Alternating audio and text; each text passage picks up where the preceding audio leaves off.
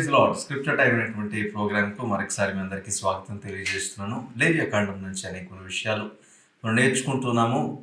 ఆఖరిసారి మీతో మాట్లాడినప్పుడు లేవియాకాండం నుంచి 12వ అధ్యాయంలో కొన్ని విషయాలు మీతో మాట్లాడడం జరిగింది.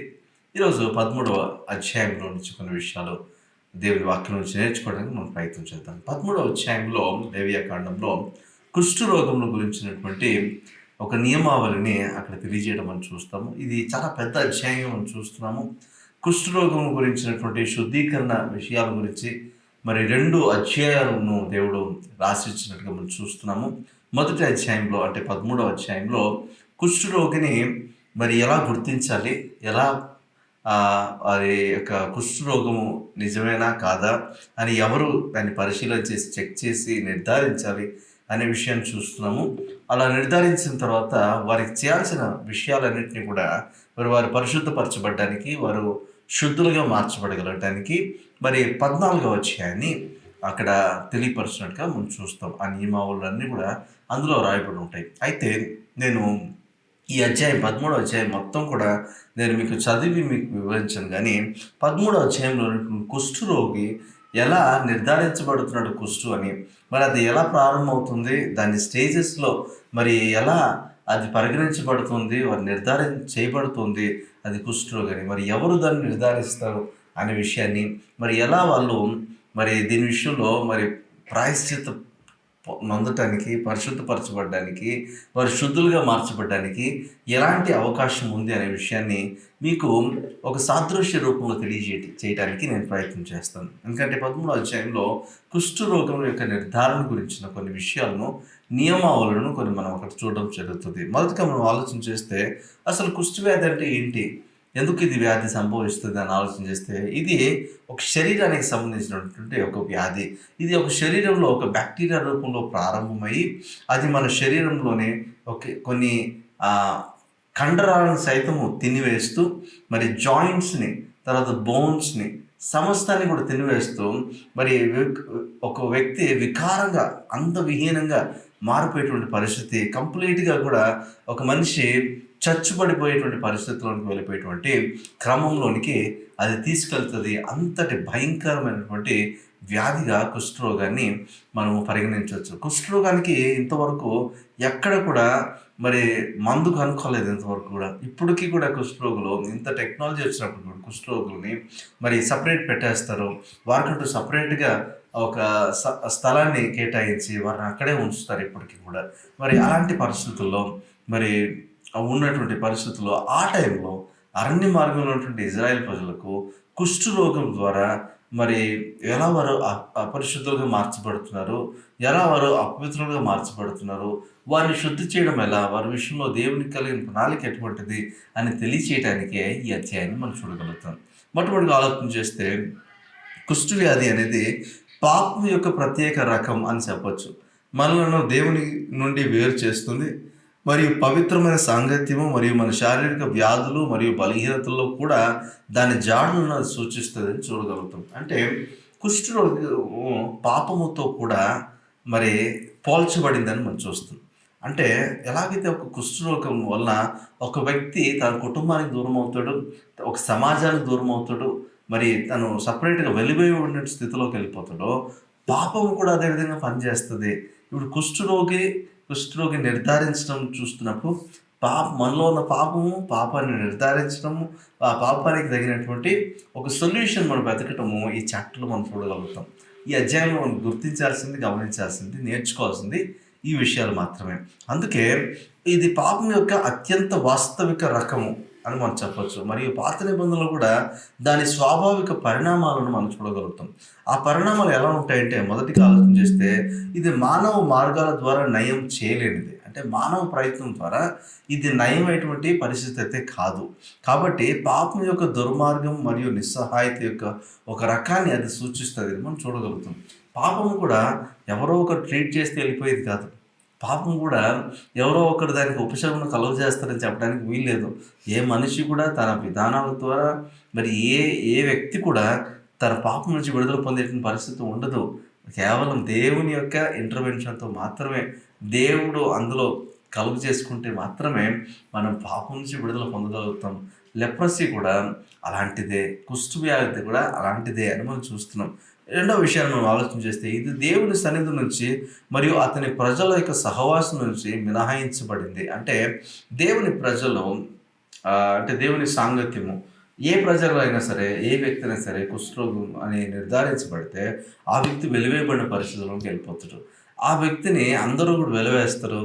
ఎవరితో కూడా అతనికి ఎటువంటి సంబంధం ఉండదు అని చూస్తున్నాము. బాధితుడు నేరుగా ని ప్రత్యేకించబడతాడు. నివసించడానికి దూరంగా వెళ్ళిపోతాడు.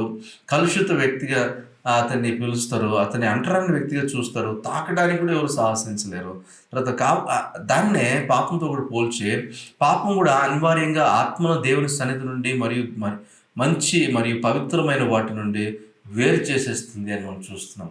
మరి అలాంటి పాపము మన జీవితాల్లో ఉంటుందంటే అది కుష్ఠ రోగము కంటే కూడా ఎంతో భయంకరమైనటువంటి పరిస్థితి అని మనం గ్రహించాల్సిన వారం ఉన్నాం. ఇంకా మనం ఆలోచన చేస్తే ఇది నిరంతరం పెరుగుతున్నటువంటి ఒక జబ్బుగా ఉంటుందన్నమాట. ఇది పుండ్లతో ప్రారంభమవుతుంది, చిన్న చిన్న కురుపులతో ప్రారంభమవుతుంది, క్రమంగా కీళ్ళ నుండి కీళ్ళకు మరియు అవయవాల నుండి అవయవాలకు వ్యాపిస్తుంది. మొత్తం శరీరం కొల్లిన ద్రవ్య రాశి మరియు సజీవ మరణం వరకు దారితీస్తుంది.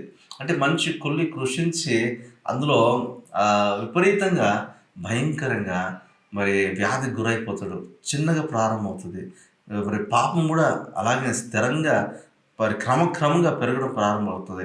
నా జీవితంలో పాపాన్ని మనము ఏం చేస్తామంటే నిర్లక్ష్యం చేస్తాము.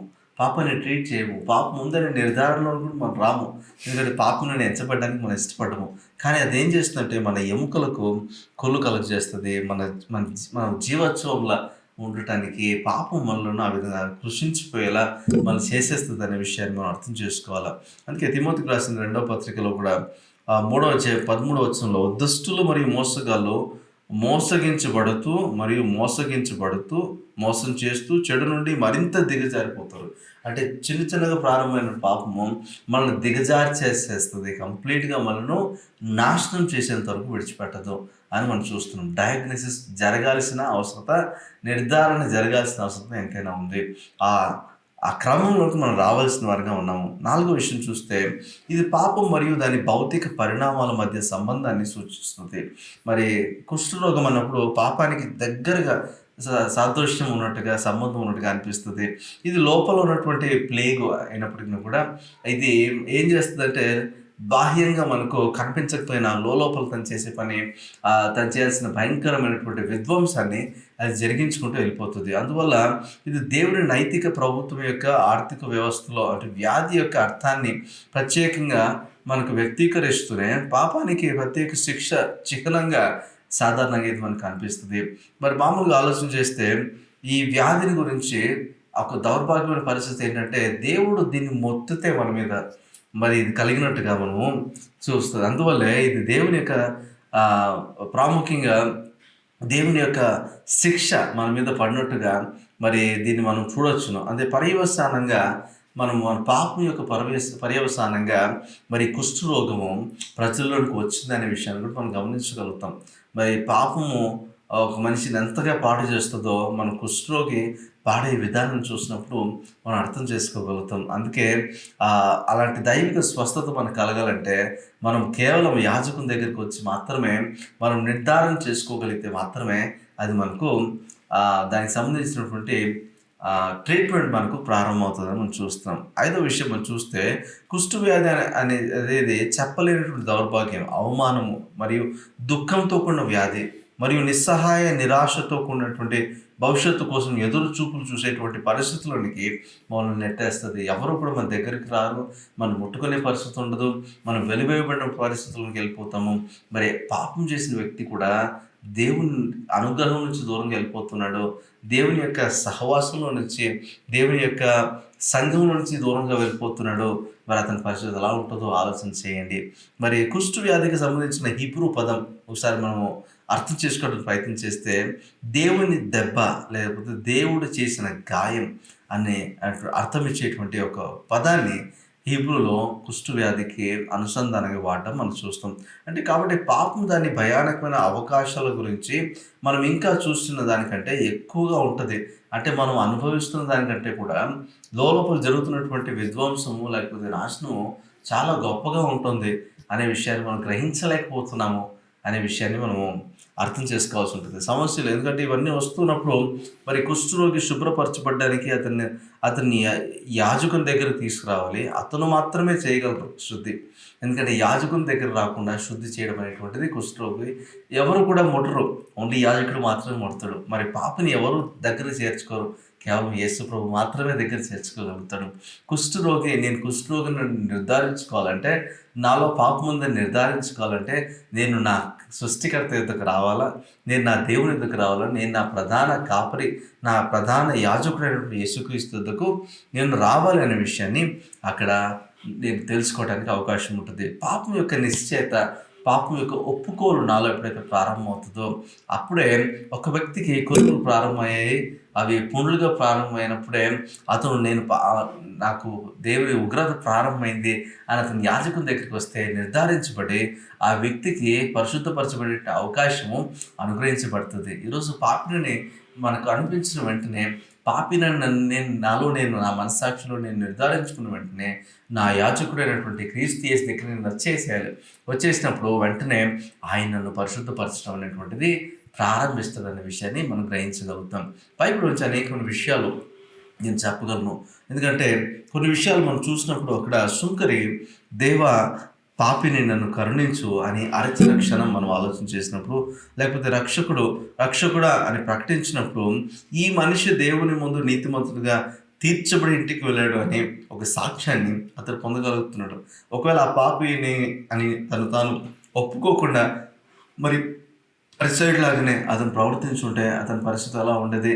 అతను దేవుని దృష్టిలో నీతిమంతుడిగా అంగీకరించబడి ఉండేవాడా? కాదు. ఎప్పుడైతే నేను పాపిని ఒప్పుకున్నాడో దేవుడు అతన్ని అంగీకరించాడంట. వెంటనే అతన్ని నీతిమంతుడిగా తీర్చాడంట. యోబు కూడా అన్నాడు, నన్ను నేను తృణీకరించుకొనుచున్నాను అని యోబు ఎప్పుడైతే పలికాడో ఆ పలికిన క్షణంలోనే ప్రభు అతన్ని నీతిమంతుడిగా మరలా ప్రకటిస్తున్నాడు. మరి ఎప్పుడైతే ఒక వ్యక్తి తన పాపాన్ని ఒప్పుకోవడం ప్రారంభిస్తారో, ఆ అపరాధం నేనే చేశానని ఎప్పుడైతే ఒప్పుకోవడం ప్రారంభిస్తారో వెంటనే ఆ పాప యొక్క నియమం నుంచి విడిపించడానికి దేవుడు సహాయపడతాడు. మొదటి యోహాను పత్రిక 1వ అధ్యాయం 7 నుంచి 9 వచనంలో చూసినప్పుడు మరి మనము యేసు రక్తం మన ప్రతి పాపం నుంచి మనం విడుదల చేస్తుంది. మన పాపంలోని ఆయన యొద్ద మనం ఒప్పుకున్నప్పుడు ఆయన నమ్మదగిన వాడు, నీతిమంతుని కనుక ఆయన మనం రక్షిస్తాడు, ఆయన మనం క్షమిస్తాడు అనే విషయాన్ని మనం చూడగలుగుతున్నాం. అంటే నేను పాపిని నిర్ధారించుకున్న వెంటనే నేను ఎవరి దగ్గర రావాలి? నా యాజకుని ఎదుకు రావాలి, నా క్రీస్తుని ఎదుకు రావాలి. అప్పుడే నేను పరీక్షించబడతాను, అప్పుడే నేను నిర్ధారించబడతాను, అప్పుడే నేను సమాధానపరచబడతాను. దేవుని చేత శిక్షను అందకుండా నేను కనికరింపబడతాననే విషయాన్ని గ్రహించాలి. ఈ 13వ అధ్యాయంలో, లేవియకాండం 13వ అధ్యాయంలో ఈ విషయాలు నేర్చుకోవడాన్ని బట్టి కుష్ఠరోగానికి పాపానికి ఉన్నటువంటి ఒక దగ్గర సంబంధం మనం ఆలోచన చేయగలిగితే, కుష్ఠరోగం ఎలాగైతే ఒక మనిషిని పాడు చేస్తుందో అదేవిధంగా పాపం కూడా ఇంకా ఎక్కువగా భయంకరంగా మనం పాడు చేసేటువంటి క్రమంలో మనం ఉంటున్నాము. అయితే ఎక్కడ ఇనిషియల్ స్టేజెస్లోనే ఏదన్నా గుర్తించగలిగితే దానికి ఒక పరిహారం అంటూ, దానికి ఒక ఉపశమనం అంటూ కలుగుతుంది, దానికి ఒక ట్రీట్మెంట్ అంటూ ఉంటుంది. ఒక పాపి కూడా మరి మొదట్లోనే ఆ పాపిని గ్రహించగలిగి దేవుని యొద్దకు రాగలిగితే దేవుడు వారిని క్షమించడానికి వీలు ఉంటుంది, దేవుడు వారిని పరిశుద్ధపరచడానికి అవకాశం ఉంటుంది అనే విషయాన్ని మనం నేర్చుకోవడానికి అవకాశం ఉంది. 14వ అధ్యాయంలో మరి ఎలా ఒక వ్యక్తి పరిశుద్ధపరచబడతాడో, ఎలా పవిత్రపరచబడతాడో, ఎలా కుష్ఠరోగము లేకపోతే పాపం యొక్క నియమావళి నుంచి, పాపం యొక్క శాసనం యొక్క వచ్చేటువంటి పర్యవసానాలన్నింటి నుంచి కూడా విడుదల పొందగలడనే విషయాన్ని నేర్చుకుందాం. నెక్స్ట్ వారం మనం కలిసినప్పుడు వాటిని గురించిన డీటెయిల్డ్ వివరణ మనము నేర్చుకోవడానికి ప్రయత్నం చేద్దాం. అంతవరకు దేవుని సమాధానం పోయండి, నడిపించును గాక. ఆమేన్.